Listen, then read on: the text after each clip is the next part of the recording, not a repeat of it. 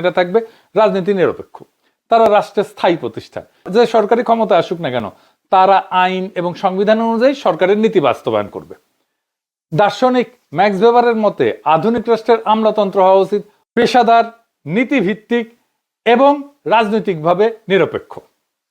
তাইলে রাজনৈতিক দল আর ব্যুরোক্রেসির মধ্যে সম্পর্ক কি? একটা নির্বাচিত রাজনৈতিক দল নির্বাচনে জিতে ক্ষমতায় আসে একটা রাজনৈতিক এজেন্ডা নিয়ে, তখন তারা নীতি নির্ধারণ করবে, পলিসি মেকিং করবে, আর প্রশাসন এবং সামরিক কাঠামো করবে পলিসি ইমপ্লিমেন্টেশন, বাস্তবায়ন। তার মানে রাজনৈতিক নেতৃত্ব সিদ্ধান্ত নেবে আর সরকারি আমলা প্রশাসন এটা বাস্তবায়ন করবে। কিন্তু বাংলাদেশে আমলাতন্ত্র নিজেই শক্তিশালী হয়ে সরকারকে প্রভাবিত করে। বিএনপি যে এত গণতন্ত্র গণতন্ত্র করে চিল্লাইতেছে, গণতন্ত্র মানে তো ভোট না। একটা স্বাস্থ্যকর গণতন্ত্রে ব্যুরোক্রেসি আর রাজনৈতিক দলের সম্পর্কটা এমন হওয়া উচিত যে রাজনীতি নীতি নির্ধারণ করবে, ব্যুরোক্রেসি আইন অনুযায়ী বাস্তবায়ন করবে, সামরিক বাহিনী বেসামরিক সরকারের অধীনে থাকবে। তার মানে নিরপেক্ষ আমলাতন্ত্র আর নির্বাচিত নেতার রাজনৈতিক দিক নির্দেশনা, এই দুয়ে মিলে সরকার। নিরপেক্ষ মানে কিন্তু স্বাধীন ক্ষমতা না। ব্যুরোক্রেসি সরকারের নীতি বাস্তবায়ন করবে কিন্তু দলীয় রাজনীতির অংশ হবে না, নিজের রাজনীতি চালাবে না। বাংলাদেশের ব্যুরোক্রেসি দলীয় রাজনীতির অংশ হয়ে ওঠে, নিজের রাজনীতি চালায়, নিজের রাজনৈতিক দলগুলোকে চালায়, এবং বাংলাদেশে এরা নিজেরাই আসল রাজনৈতিক ক্ষমতা হয়ে ওঠে।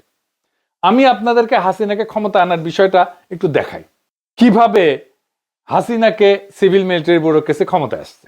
আগে তো বলছি যে আমেরিকা আর ইন্ডিয়া একসাথে বাংলাদেশের সিভিল মিলিটারি ব্যুরোক্রেসিকে দিয়ে হাসিনাকে ক্ষমতা আনে, তাই না? কিভাবে আনে সে গল্পটা জানলে 2008 সালে হাসিনা হয়তো জিততো ইলেকশনে, কিন্তু যেই পরিমাণে সিট পাইছিল সেটা অবিশ্বাস্য ছিল। হাসিনার দল একাই 230টা আসন পাইছিল, আর জোট মানে জাতীয় পার্টি টাটি নিয়ে 263টা আসন পাইছিল, মানে বিশাল মেজরিটি। এই যে সিট পাওয়ায় দেওয়া, বেশি সিট পাওয়ায় দেওয়া, প্রত্যাশার চেয়ে বেশি সিট পাওয়া দেওয়া, এটাই সিভিল মিলিটারি ব্যুরোক্রেসির ডিপ স্টেটের মোডাস অপারেন্ডি। এইভাবে কাজ করে তারা পাওয়ায় দেয়। তারা ইলেকশনটাকে এমন ভাবে ইঞ্জিনিয়ারিং করে যে তারা যাকে ফেভার করবে সে বিশাল মেজরিটি পাবে।